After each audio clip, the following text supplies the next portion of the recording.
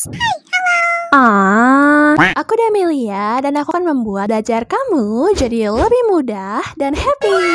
Ayo subscribe. Oke. Terima kasih. Enjoy videonya. Jadi pada video kali ini kita akan membahas materi mengenai GSM Frequency Allocation. GSM itu disebut juga dengan jaringan 2G.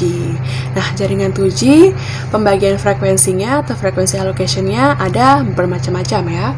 Jadi ada 900 MHz, kemudian ada frekuensi 1800 MHz, dan ada 1900 MHz. Nah, dimana pada video kali ini kita akan membahas frekuensi yang 900 sama 1800, berarti yang ini sama yang ini. Nah, kalau kita lihat dari teori frekuensi, ya, frekuensi itu akan berbanding terbalik dengan jaraknya. Berarti kalau kita lihat semakin rendah frekuensi, maka jaraknya akan semakin besar, ya. Jadi 900 MHz itu akan menempati jarak yang paling pertama atau cakupan yang paling pertama yang paling luas jaraknya. Kemudian 1800 yang kedua dan 1900 yang ketiga. Oke, berarti paling luas jaraknya yaitu 900 MHz. Mengapa frekuensinya ini semakin rendah, jaraknya semakin tinggi? Karena kalau frekuensinya semakin rendah, maka panjang gelombangnya itu akan semakin tinggi. Nah, ketika panjang gelombangnya semakin tinggi, maka semakin jauh gelombangnya itu merambat ya. Jadi gelombangnya itu merambat semakin jauh gitu. Nah, seperti ini. Nah, karena gelombangnya merambat semakin jauh, maka lebih banyak coverage atau jarak yang akan di-handle oleh frekuensi yang rendah. Nah, ketika frekuensi itu tinggi, maka jaraknya akan rendah, seperti ini, 1900. Maka dia akan menempati jarak yang paling rendah. Nah, tetapi kelebihan dari frekuensi tinggi ini ialah dia akan menghandle banyak data yang akan dikirim, ya. Jadi dia akan menghandle banyak data. Nah, kalau di sini datanya itu tidak sebanyak si frekuensi yang tinggi. Oke. Sampai sini paham ya? Selanjutnya kita akan bahas mengenai jaringan akses. Jadi jaringan akses di dalam 2G itu ialah jaringan yang dimulai dari MS, ya. Ini ceritanya adalah HP ke BTS. Ini ceritanya adalah BTS, ya, BTS. Nah, di mana ketika jaringan yang dimulai dari MS menuju BTS itu dinamakan dengan jaringan uplink. Artinya linknya itu naik gitu ya ke BTS. Nah, kemudian kalau misalnya dari BTS menuju MS, maka dia disebut juga dengan jaringan downlink. Ada uplink, ada downlink. Sekarang kita akan bahas lebih detail mengenai jaringan yang 900 MHz. Jaringan yang mempunyai frekuensi 900 MHz itu disebut juga dengan GSM atau kepanjangan dari Global System for Mobile. Jadi kalau saya ngomong GSM, berarti itu adalah frekuensi yang bagian 900 MHz. Nah, frekuensi dalam 900 MHz itu terbagi menjadi dua jenis ya, teman-teman. Ada frekuensi yang range-nya itu 890 sampai 915 MHz. Ada juga frekuensi yang range-nya 935 sampai 960 MHz. Nah, di mana kedua frekuensi ini dibagi berdasarkan jaringan akses, yaitu ini adalah jaringan yang uplink, kemudian ini adalah jaringan yang downlink.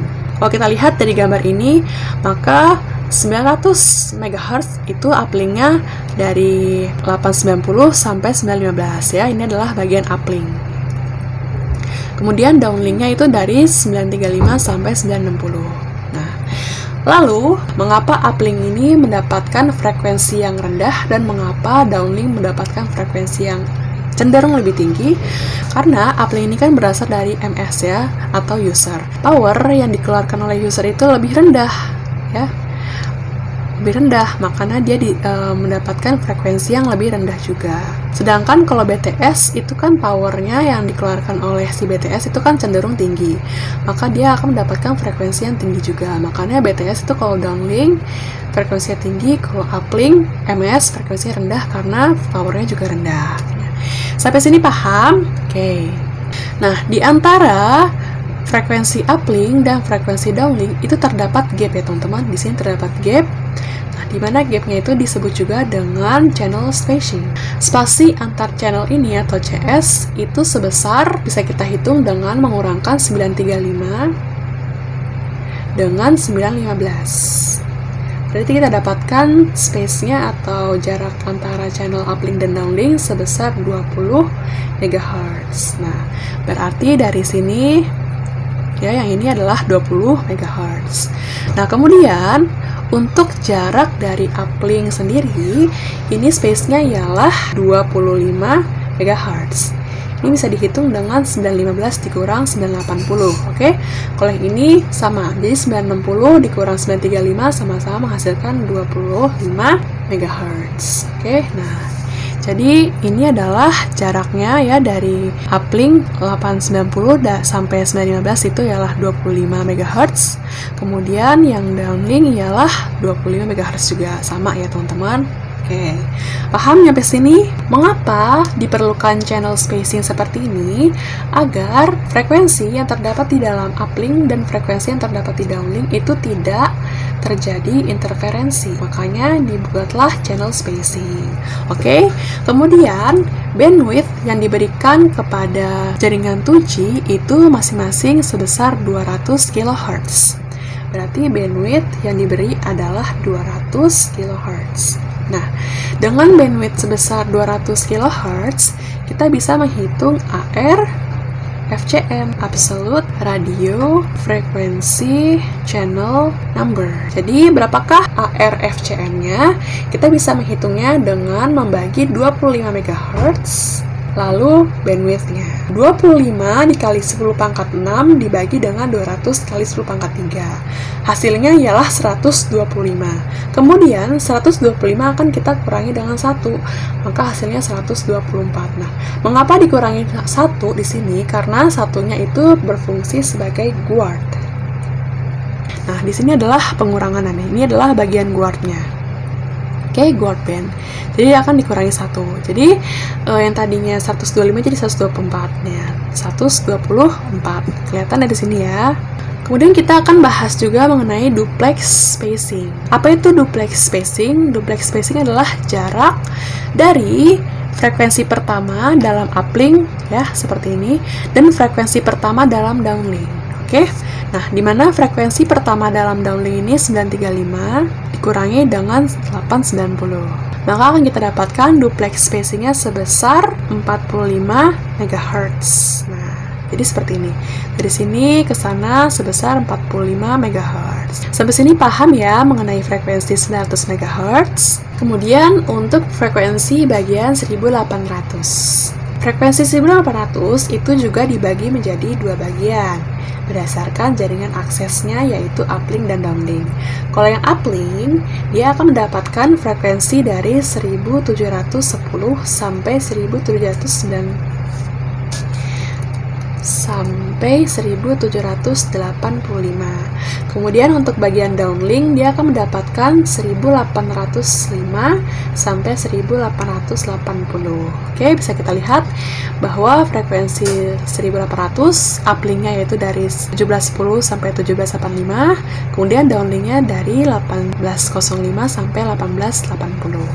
Oke, paham ya sini? Kemudian di antara frekuensi uplink dan downlink, dia juga dipasang space ya, channel spacing, yaitu sebesar 1805 dikurangi dengan 1785, yaitu 20 MHz. Berarti ini adalah 20 MHz. Untuk range dari si uplink itu ialah sebesar 1785 dikurang 1710. Berarti kita akan mendapatkan hasil 75 MHz. Nah, begitu juga dengan yang downlink. Jadi 1880 dikurang dengan 1805, hasilnya ialah 75 MHz. Nah, dengan 75 MHz dan bandwidth sebesar 200 kHz, maka kita akan menghitung AR FCN yaitu sebesar 75 MHz dibagi dengan bandwidthnya 200 kHz. Nah, di mana ini akan mendapatkan hasil sebesar 375. Kemudian dia akan dikurangi 1 untuk guard bandnya menjadi 374. Ini guard bandnya seperti yang tadi, dia akan dikurangi 1 menjadi hasilnya 374. Nah, lalu untuk duplex spacing, jarak dari frekuensi pertama uplink sampai frekuensi pertama downlink ialah 1805 dikurang 1710. Berarti hasilnya ialah 95 MHz. Nah, berarti bagian 1800 duplex spacingnya sebesar 95 MHz. Kita telah selesai membahas mengenai frekuensi 900 dan 1800. Nah, kemudian frekuensi GSM yaitu dalam 900 MHz dan 1800 akan dibagikan ke masing-masing operator yang ada di Indonesia. Kayak misalnya di bagian 900 MHz nih terdapat Indosat, Telkomsel, dan XL gitu ya. Nah, kalau misalnya di bagian downlink ya, di bagian downlink itu kan range-nya dari 935 sampai 960. Nah, 935 sampai 960 akan dibagi-bagi. Jadi dari sini ke sini itu miliknya Indosat, kemudian dari sini ke sini miliknya si Telkomsel, dan dari sini ke sini miliknya si XL. Nah, begitupun juga dengan uplink. Si uplink dari 890 sampai 915 akan dibagi-bagi juga oleh operator-operator yang di Indonesia. Paham ya? Kemudian yang bagian 1800 juga sama, di mana bagian uplink dari 1710 sampai 1785 akan dibagi-bagi ke masing-masing operator, yaitu XL, kemudian Tri, kemudian Indosat, dan Telkomsel ya. Terus bagian downlinknya juga dari 1805 sampai 1880 akan dibagi-bagi juga. Nah, sampai sini paham? Pembahasan kita sampai sini dulu mengenai frekuensi allocation dalam GSM. Selanjutnya kita akan bahas bagaimanakah memplanning sebuah frekuensi agar dia tidak terjadi interferensi. Sampai jumpa teman-teman, dan semangat selalu belajarnya!